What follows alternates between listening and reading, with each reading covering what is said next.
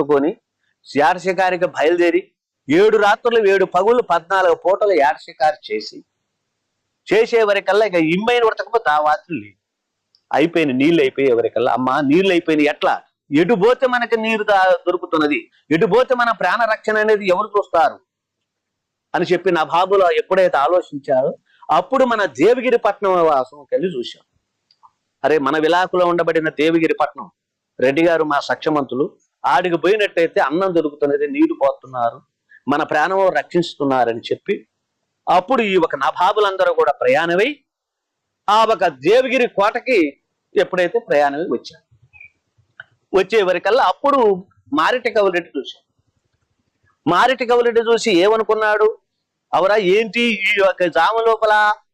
సరి మధ్యాహ్నం వేళ లోపల వస్తున్నారు వీళ్ళు దొంగలో తోడుబోతులు ఎవరు అని చెప్పి మన రెడ్డి గారు అందరిని కూడా పిలిచి, నాయన ఇంకా మన